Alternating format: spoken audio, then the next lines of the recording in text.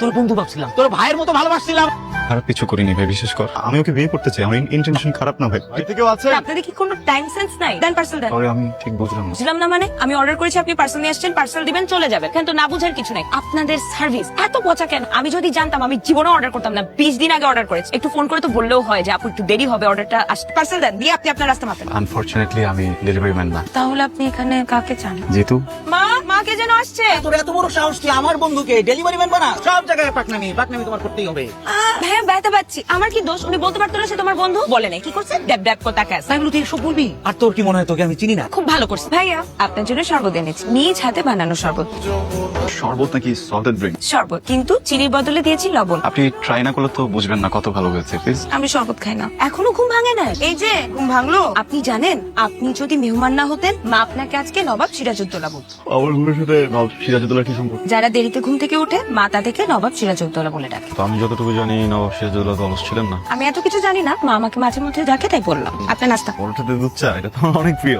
অনেক মজা হচ্ছে। কে রান্না করছে? লবণের পরিমাণ দেখে বুঝে গেছি। আজকে করুক, আপনি করেননি। আরে ভাই, আপনার সাথে আমার ফার্স্ট ইমপ্রেশন এত বাজে। আপনি কোনো প্রশ্ন করা হচ্ছে খুব রিস্ক। একবার বানাইছে ডেলিভারি ম্যান, আবার দেখা যাবে সে বানাই দিবেন, বুঝছেন না? ভাই রে ভাই।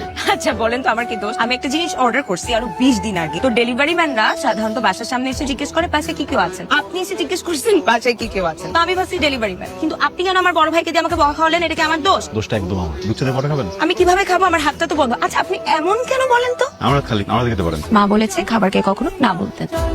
এক মিনিট, আমার একটা ফোন আসছে। Excuse me. Thank you. হ্যাঁ দোস্ত বল। কিরে, ঘুম থেকে উঠে নাস্তা করছিস? হ্যাঁ আমি নাস্তা করতেছি তো। তুই নাস্তা করে নীলার সাথে বাইরে বের হ। আমি নীলাকে বলে দিচ্ছি তোকে গ্রামটা ঘুরে দেখাবে। আরে না না না, তুই আয়, তোকে নিয়ে যাবো, সমস্যা নাই। নীলা কই, ফোনটা দে তো। হ্যাঁ ভাইয়া বলো, আমি জানি তুমি কি বলবা। আমি পারবো না। মুখে মুখে তর্ক করিস, বেয়াদব। যেটা বলিস সেটা কর, যা। ভাইয়া ফোনটা লাউড স্পিকারে, আমি দেখি, আমি ভাববো, আমি জানাবো। শোনেন, লবণ ছেড়ে একটু পানি দিন।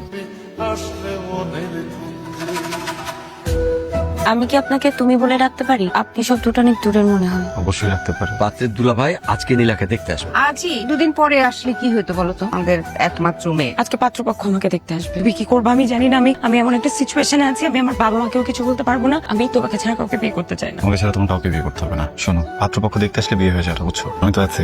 আমরা কোনো কিছু হেলা ফেলা করতে পারি না রনি। এমনও হতে পারে পাত্রপক্ষ আজকে আমাকে পছন্দ হলো, আজকে বিয়ে হয়ে গেল। আবার এমনও হতে পারে যে ডেট ফিক্স হয়েছে। এখন ডেট ফিক্স হয়ে যাওয়ার পরে তো কান্নাকাটি করি, আমরা যা খুশি তাই করতে। তুমি কিন্তু আমাকে আর পাবা না। পাত্রপক্ষ চলে যাওয়ার পর নিজে তোমার ফ্যামিলিকে বলবা। তারপর যদি তারা রাজি না হয়, আমি তোমাকে নিয়ে চলে যাবো। আমি এখন বিয়ে করতে চাই না বাবা। কি বলছিস তুই? হ্যাঁ আমি রনিকে পছন্দ করি মা। What? তোর বন্ধু ভাবছিলাম, তোর ভাইয়ের মতো ভালোবাসছিলাম, আমার ফ্যামিলিতে নিয়ে আসছিলাম, আর তুই এটা কি করলি হারামজাদা? বিশ্বাস শেষ করে দিলি। ভাই আমি তোর বিশ্বাস ভাঙিনি। হ্যাঁ আমি নীলাকে পছন্দ করি। আমি ওকে বিয়ে করতে চাই। আমার ইন্টেনশন খারাপ না ভাই।